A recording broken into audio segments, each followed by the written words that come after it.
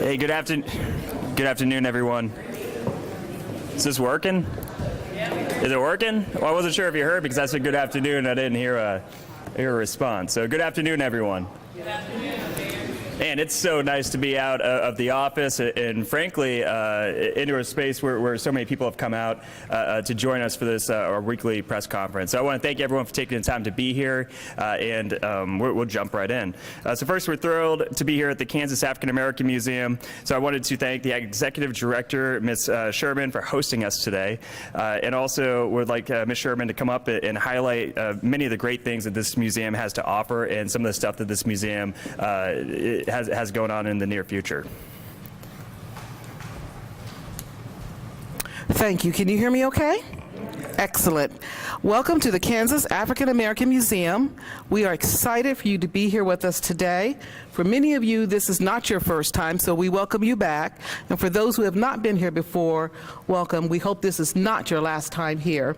You are in the iconic, historic Calvary Baptist Church, which is one of two remaining original buildings from the original original African American community that settled right here in Wichita in the late 1800s.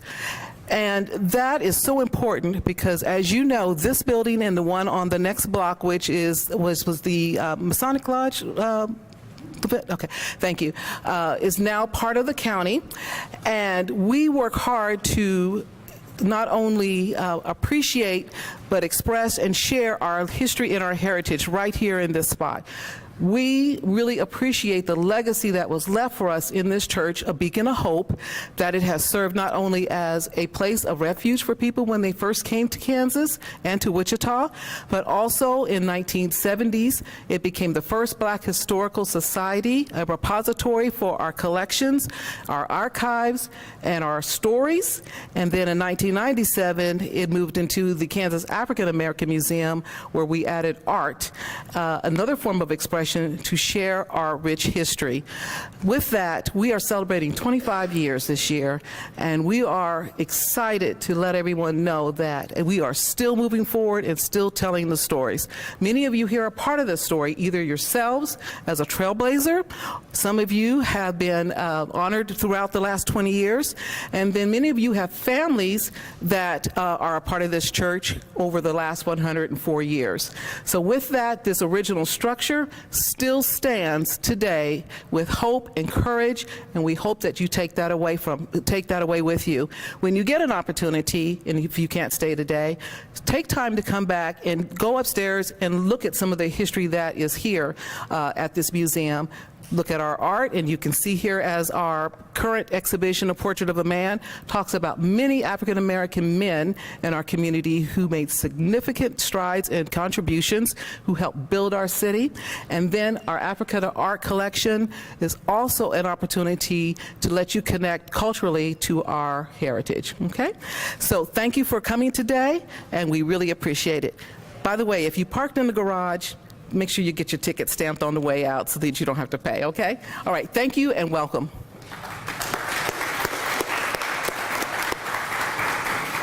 And just looking around this building, you can feel the history here. It's an absolutely inspiring space, and it's really thanks to the folks who have not only utilized this space and allowed it to inspire others ahead of time, but really found other usage for it as well by being a museum.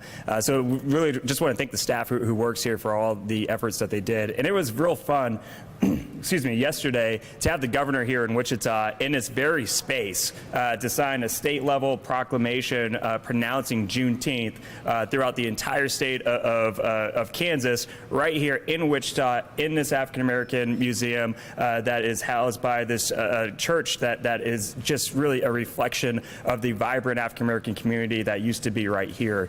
So, yeah, please.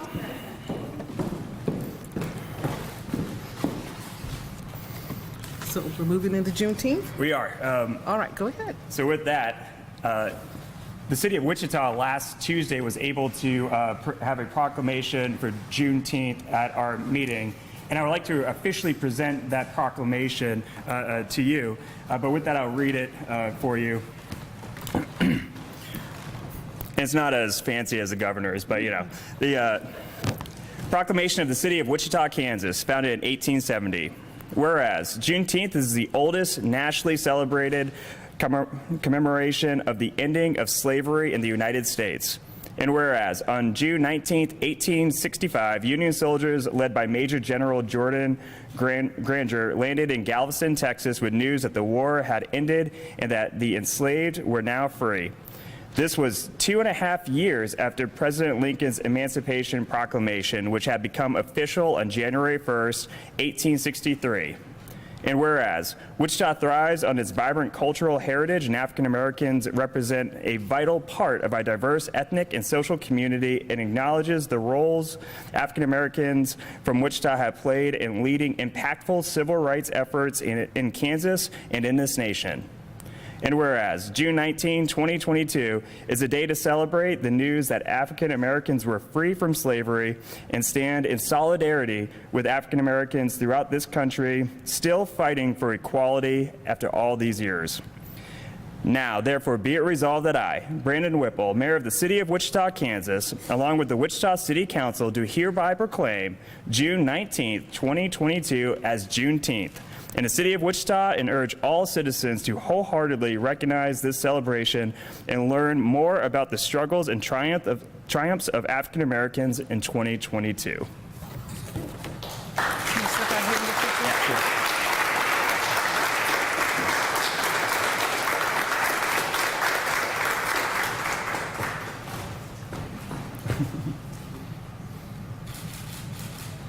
Yours on that side. I think you see where we're going up there. All right, thank you. Of course. So with that, Juneteenth is this Sunday, and we celebrate at City Hall by actually having Juneteenth recognized as a holiday within our city, which means a couple things. First, it means that we want folks to be able to reflect on the importance of Juneteenth and the significance of Juneteenth, but also it means that if you are seeking to do business at City Hall next week, please note that we won't be open. We'll have our employees out in observation of this holiday, so please adjust accordingly. Also, this Saturday, beginning at 10 a.m., we will have the Juneteenth Parade, and we're inviting everyone within our community to come on out. It's beginning at 13th Street in Hillside, and then after, it will be a full day of fun activities, including live music, a cook-off, a COVID clinic, and more. So this is presented by the Kansas Health Foundation and many other great community sponsors. It's an incredible event.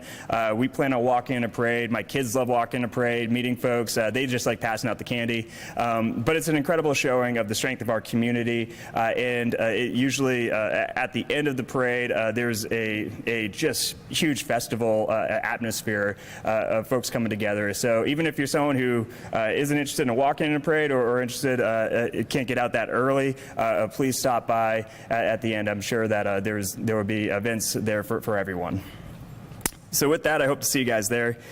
Next, we're going to talk about the United Way. So I'd like to invite up the President and CEO of the United Way of the Plains, Mr. Peter Navarra, to discuss the Promise on the Plains initiative. So, Pete.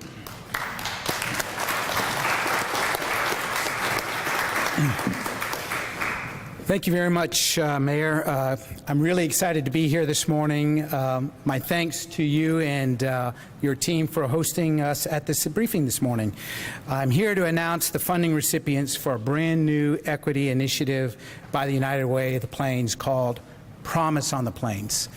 It took a lot of work to get here to this day. I also want to thank several of the board of directors, members that I refer to as the voice of the people that are here in the room today. I see many of you here, and it was their judgment and wisdom 7 months ago that got this program started and approved what we wanted to do today and handed it off to Abel Frederick, our Vice President of Community Impact, who, under his leadership, his team, developed the process here to engage the minority nonprofit community of Wichita. Announced earlier this year during Black History Month, this $100,000 initiative is a highly focused effort to strengthen the minority nonprofit community here in Wichita, serving our communities of color. It helps close some of the gaps and disparities that prevent individuals in our community from reaching their full potential. In this, our inaugural year for Promise on the Plains, we received 25 applications from area nonprofits, and I'm pleased to announce that 10 of them will each be receiving $10,000 grants totaling $100,000 today.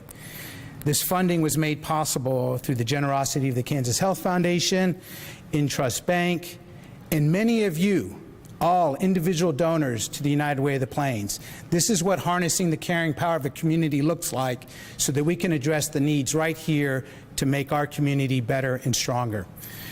With that, I'm going to announce our 10 recipients. Please hold your applause at the end, till the end. I'm really happy to acknowledge what they're doing to help improve basic needs, health, education, and financial stability for our friends and neighbors. First up, in alphabetical order, Common Ground Producers and Growers, ICT Launchpad, Nonprofit Go, the fiscal sponsor for CHD Boxing Club, Progressive Community Outreach Program, Reach Out to Someone Else Incorporated, the Wichita Asian Association, the Wichita Birth Justice Society, the Wichita, Kansas Intertribal Warrior Society, the Witness Project of Kansas, doing business as Women's Project of Kansas, and finally, Women Aspire Incorporated. Some of these leaders of these organizations are with us here today, so let's ask them to stand and thank them for the work they're doing to make our community better. Congratulations.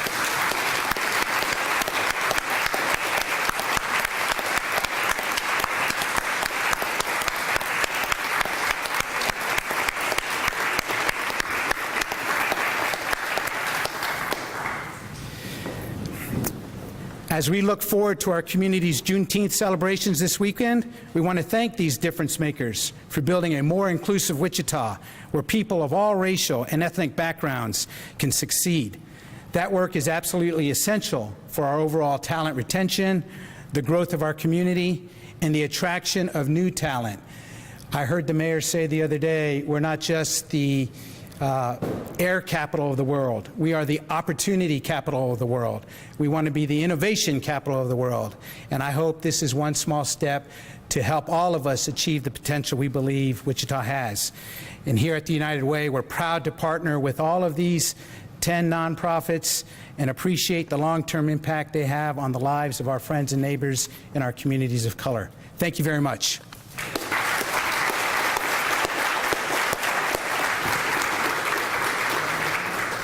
So Pete, just want to thank you and your staff for all the work you do. Really incredible, $100,000 going into our community to make sure that we can become the innovation capital of the world and we can expand on being the opportunity capital of the world. However, being an opportunity capital of the world, we know that we need to provide opportunities for folks in our community, everyone, not just those who happen to have, certain people in their Rolodexes or have connections. So with that, we appreciate the people in this room, all the work that you are doing, and we look forward to continuing to work with our partners like the United Way so that we can empower people to help spread that opportunity within their own communities. So thank you. So with that, we're going to shift into actually fireworks. So looking forward to not only Juneteenth, but this is the season on Sunday, June 26th, where we start our fireworks season, where folks throughout our community will be buying fireworks and utilizing fireworks as we get closer to the 4th of July. However, the fireworks, we want to have an emphasis on safety. So with that, I'd like to invite up Jose to come up from the Wichita Fire Department to discuss some ways to stay safe during the celebrations over the next few weeks. Thank you, sir. Hello, everyone. Well, fireworks season is upon us. Right around the corner. This year, sales and shooting of fireworks will be allowed from June 26th through July 5th. Those times of shooting fireworks will be from 10 a.m. to 3 a.m. Let me make sure. 10 a.m. to midnight, I'm sorry. 10 a.m. to midnight will be the allowed time to be shooting. Yeah, so sorry. The 3 a.m. comes from the different parts. So We want to remind all citizens to shoot fireworks, purchase your fireworks, and shoot fireworks that are sold inside the city of Wichita. All of the tents that will be within the city of Wichita have been tested and approved from the Wichita Fire Department. So again, we do have a city ordinance that nothing over 6 feet of a spark is allowed within the city of Wichita, along with any type of fireworks that has any type of label that is stating shooting flaming balls. As one of the things that we know from 2020 to 2021, our number of structural fires, house fires, building fires have declined. And one of the things that we're going to emphasize this year is that the causes of those fires is improper disposal. So we want to make sure that, when you shoot your fireworks, being able to properly wet them down, cool them down before you put them in a dumpster, So there'll be more information from the Wichita Fire Department, City of Wichita, on education on proper disposal. But also our partners with Sedgwick County 911, they will have the emergent line available from July 1st through July 5th, and those times are from 6 p.m. to 3 a.m. So that's where the 3 a.m. came from. So we want to make sure that, if there are any issues of illegal fireworks or noise complaints within those neighborhoods, that you use the non-emergent line with Sedgwick County 911 to leave 911 available for those emergencies for PD, EMS, or even fire itself. So thank you very much, and you'll be more information coming out.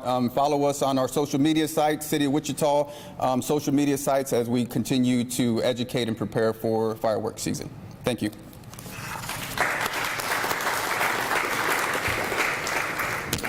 And I just want to mention, or just thank Jose and our fire department. Frankly, no one likes to be told that they can't shoot off fireworks within a city that they might purchase outside of the city. But the reasoning for it isn't that we don't want folks to have fun. It's that just being a condensed neighborhoods, some of these are older neighborhoods.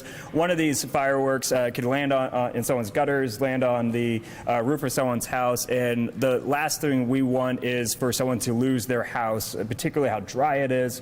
So that is the basis behind our fire ordinance and the enforcement of it, is that we are just looking out for our neighbors here in Wichita. We have to be under different rules than other people in more rural areas. So please be respectful, not just of the ordinance because it is ordinance, but really it's about your neighbors. So please be respectful so we're not putting houses in danger and really our firefighters in danger who have to go out and respond to that. So again, thank you, Jose, and for the work you all do. Next up, we're going to talk about the Wichita Humane Society adoption event.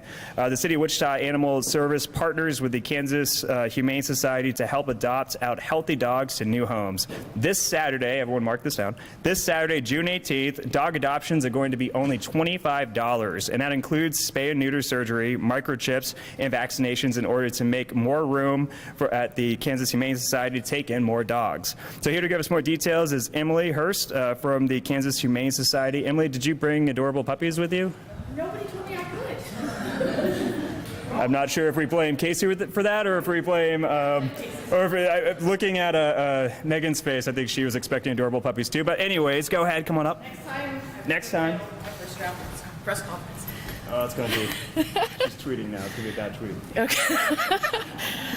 It's an honor to be here at the Juneteenth press conference. And so after the Juneteenth presentation, everybody go and grab a dog, okay? Because we need them gone.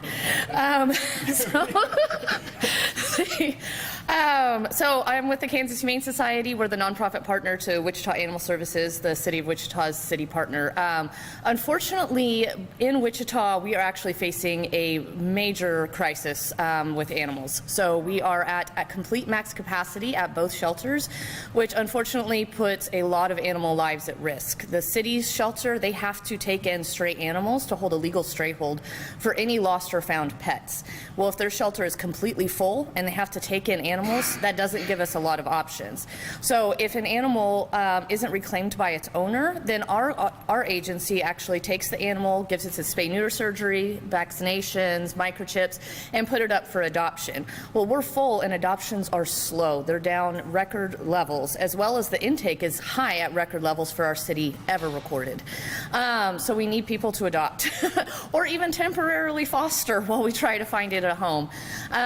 So like he said, adoption adoptions are only going to be $25. Most of our adoption fees are around $25 right now, which doesn't even cover the cost. So if you can make a donation to help us cover the cost of those surgeries and alterations, getting those animals ready for adoption, it makes a big difference. You can come volunteer in our lobby and help also get animals up for adoption. The sooner we can get them out into homes, any ideas and solutions are welcome. The partnership is really great. We're able to save 10,000 animal lives a year, but we're really at a critical point and probably will be for the next couple of months. This is also a nationwide issue. We're kind of actually now finally seeing the results of the pandemic. There were no spay-neuter surgeries during the pandemic due to saving medical supplies for the health industry. And so now we have an explosion of animals, especially dogs. Cats and kittens are just, we've got like 10 kennels left. So again, if anybody can come and adopt, celebrate that with us after the Juneteenth celebration. Good? Yeah.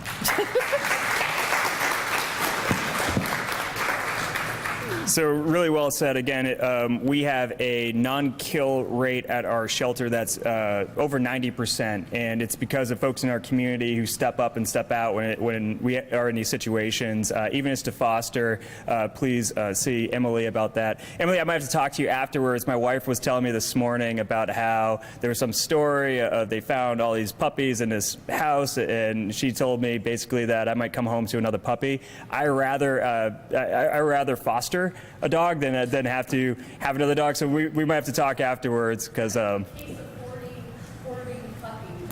Eagles puppies, so you can foster all day long. that's the exact story. She said. She asked me how I like beagles. So so it was not that I would have any choice, right? I mean, she's going to bring it home no matter what. So anyways, but very appreciative of the efforts over at the Kansas Humane Society and all the work that is being done over there. Last, we're going to talk about something really important. Now is our budget cycle, our budget season.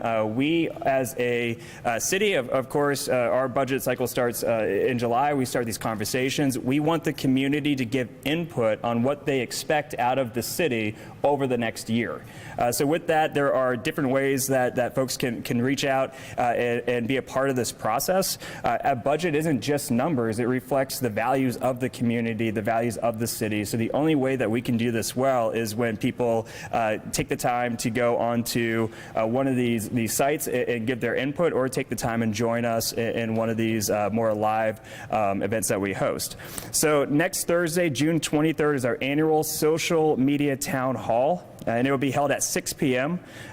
Also, that it will be on Facebook, Twitter, and Nextdoor to weigh in on the budget topics and provide your own feedback.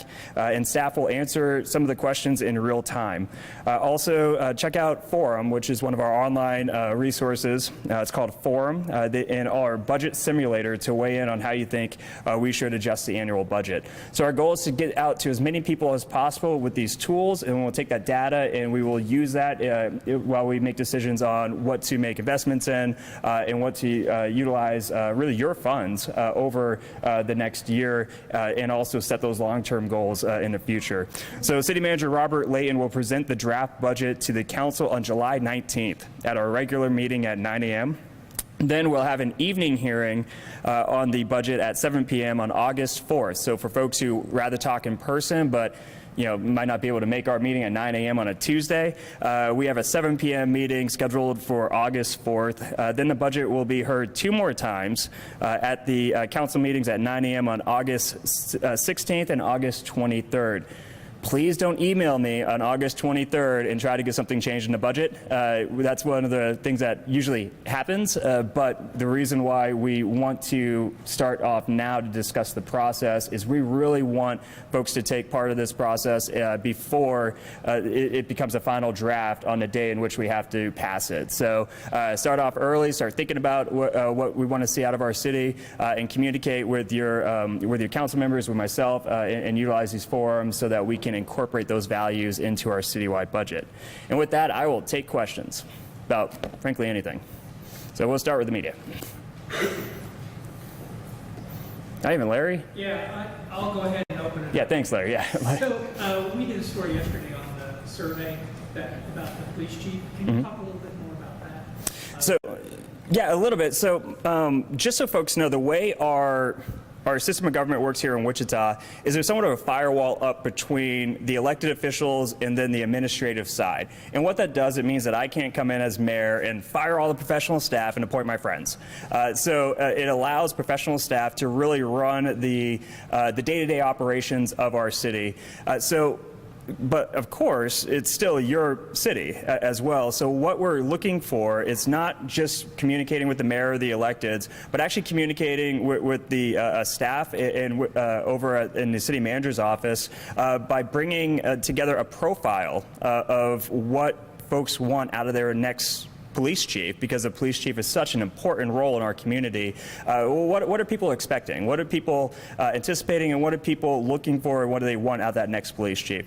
So there is online surveys and also other avenues to communicate with our city manager so that we can actually create that profile. So we're not just hiring someone who might not be as well equipped to fulfill the goals that the community wants out of our police department. So we're starting that process right now, but I do want to just throw out there, this is a more of an administrative process, although of course the mayor or the city council will have input on that.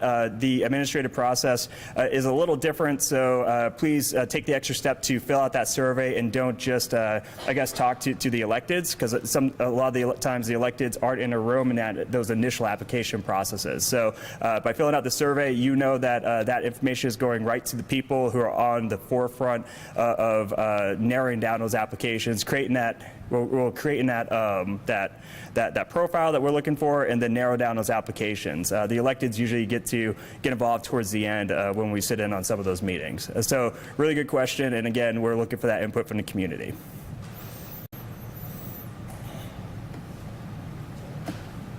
Any other questions? Very good. All right. Well, thank you everyone for being here. I hope you take some time to and just check out and be inspired by this incredible building, and also some time to talk to some of the nonprofit community leaders and chat a little bit about the programs that they have going on. Thank you all again for joining us.